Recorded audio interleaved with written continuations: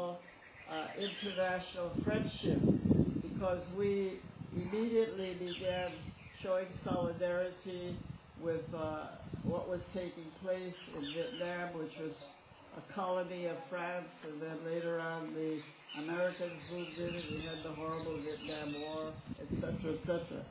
So there's history all around us right here, and most of all, our comrade Cheddi, who designed this house, and he loved to putter around the yard when he was not so busy. He was so busy he hardly had time for any relaxation. But the one thing he loved to do was to do gardening. He planted the trees here. He planted vegetables and fruits, and even tried to keep fowl and rabbit and all these things. Even kept the sheep, which knocked me over once, and the same arm was broken for the first time. So all kind of things happened here, but I would say it's a house that he enjoyed living in. He was proud of his designs, which weren't great, but because that wasn't his field. But he liked the way he fixed the house, and it's a modest house, but we did it in all these years. Do any of you remember the Evening Post? It's an old newspaper that used to be very hostile to the PPP. And the Evening Post once carried a picture of a beautiful, beautiful concrete house, saying, and this is where the leader of the so-called man who fights for the working people lives. But it wasn't our house, it was someone else's house.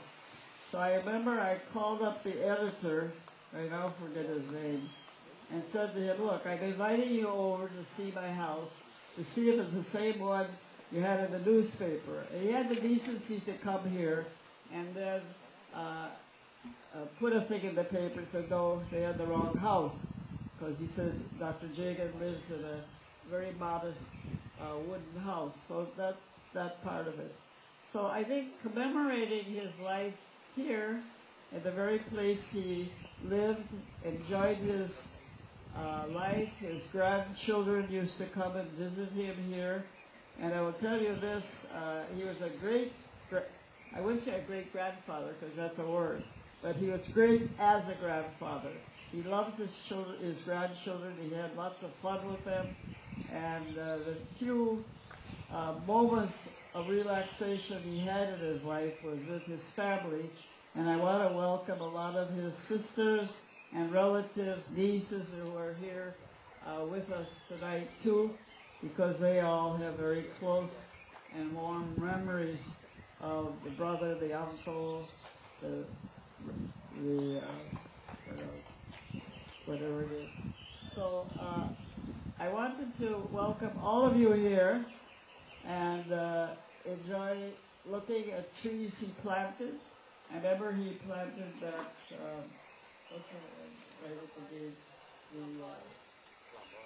the flamboyant. He planted two actually. There's one in the other yard over there, which is no longer connected with us. But he watched that tree grow and blossom. It was quite a nice, it's been quite a nice tree. And then this tamarind tree, which has produced, I suppose, hundreds of thousands of tamarins in the 40-odd years we've been here.